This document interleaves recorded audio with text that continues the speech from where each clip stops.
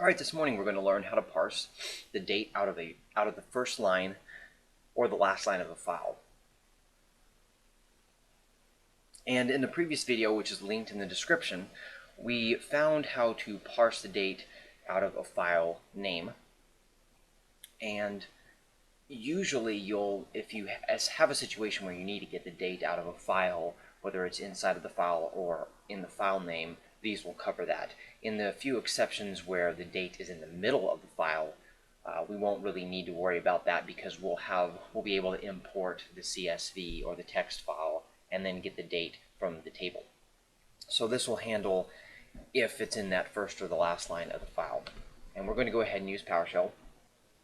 And in the case of PowerShell, you'll notice that this script is actually very similar to what we've already covered. Again, look at the video in the description and you'll see that this is exactly what we were doing here. And we're going to go ahead and we're going to return SQL date. So we have our file, which is text, b.text. And what we want to do is we want to return the first line of the file. And then we're going to apply our regex. So first I'm going to code this regex out, and we're going to show you what get content does, and you'll notice it gets everything in the file. So let's return the first line of the file. So what we'll do is we're going to put 0 in the bracket here, and because a file has multiple lines, if we have to return F, if we give this a value within the bracket, it will return that line, assuming that that line exists.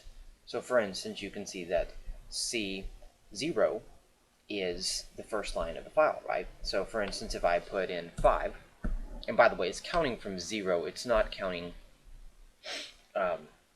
it's counting from 0. So of course 0 is the first line of the file, and 1, 2, 3.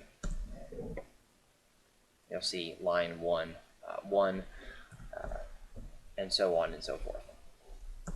Okay, so we have the file where we can pull out the first line of the file here, and then what we can do is we can apply our regex to extract the date.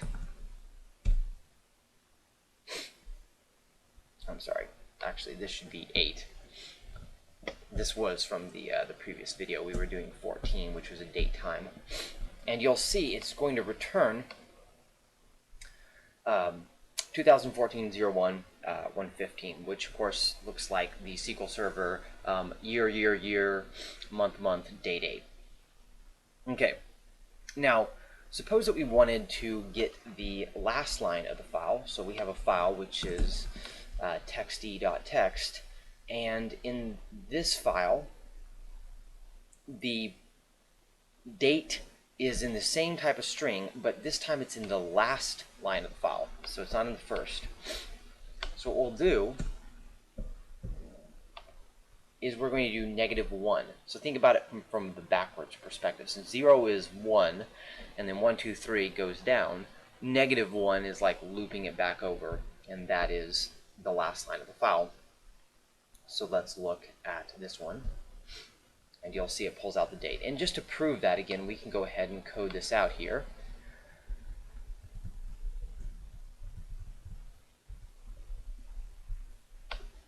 And if any of this looks foreign,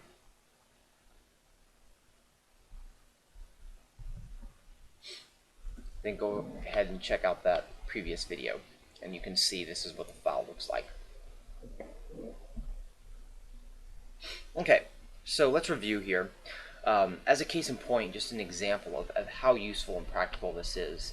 I currently am in an environment in which they're using SSIS. They have files that are 100 gig, and the team previously was using SSIS to go and get the first line of these files.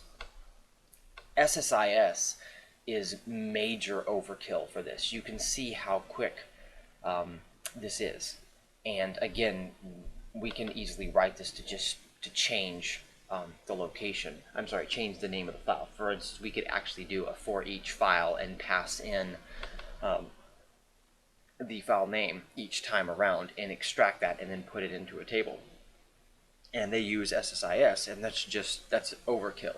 If that package breaks, someone has to then go and track the flow of that package. If this breaks in a job step, for instance, think about how fast that would be to troubleshoot.